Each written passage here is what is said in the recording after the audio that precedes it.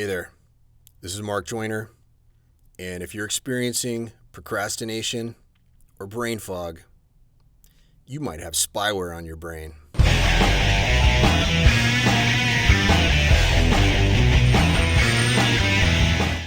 Okay, spyware on your brain is a metaphor we use to describe one of what we call at Simpleology the 4 patterns of chronic procrastinators. Now, this is what it looks like. So imagine you're setting out with really positive intentions to do something, but then a thought, an idea, a to-do, maybe a fight you had with somebody on Facebook that was left unfinished, any of these things pop into your mind, and then one by one, they start to create this fog, and before you know it, you don't really have the energy or the brain power to go do what you set out to do. You're just wondering, man, why don't I feel good anymore? Why don't I feel like I can do it? Well, to understand how this works, I'm going to tell you one thing scientifically and another thing metaphorically. Now, the science that you need to understand is a very simple principle. In fact, it's one of the most widely studied principles of cognitive psychology. It's so extremely well established. It's called the magic number 7 plus or minus 2. And what that means is our conscious memory can only handle about 7 or so bits of information at a time. This is why phone numbers are 7 digits long.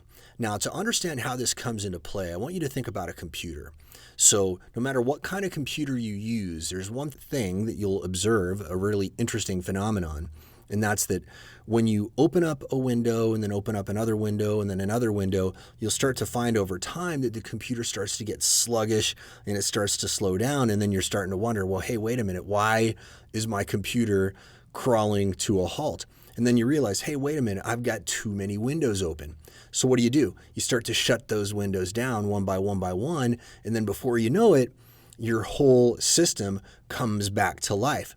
Well, what you're doing is you're allowing the computer to operate within the parameters of what's possible with the hardware, because like our minds, the computer only has so much RAM that it can use at any given time.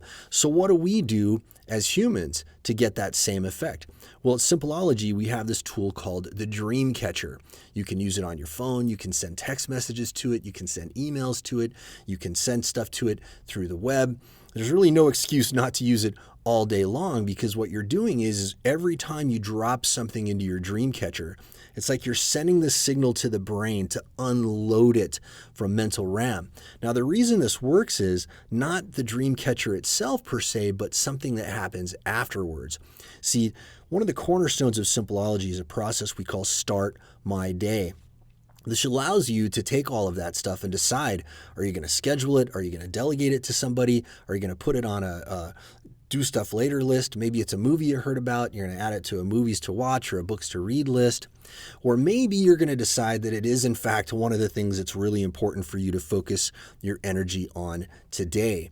So what happens is over time, as you use this more and more, the brain starts to understand, hey, wait a minute, every time they put something in the dream catcher, we're going to process it responsibly later, so it's totally okay for us to unload it from mental RAM. So what you're going to find is that your brain is going to perk back up because you're operating within the hardware parameters allowed by the human brain. It's really miraculous, and what you're going to find is that the brain fog clears away, and then the big cause of procrastination goes away because you feel so much better and you have so much more brain power available to you. Now, what I want you to do now is I want you to go to www.simpleology.com/4 patterns, the number 4 patterns. And I want you to download a little comic book we created for you called The 4 Patterns of Chronic Procrastinators. And what's going to happen is every single one of those 4 patterns are going to be taught to you and explained in a way that you're never, ever going to forget. These cartoons are beautiful and they're fun to read.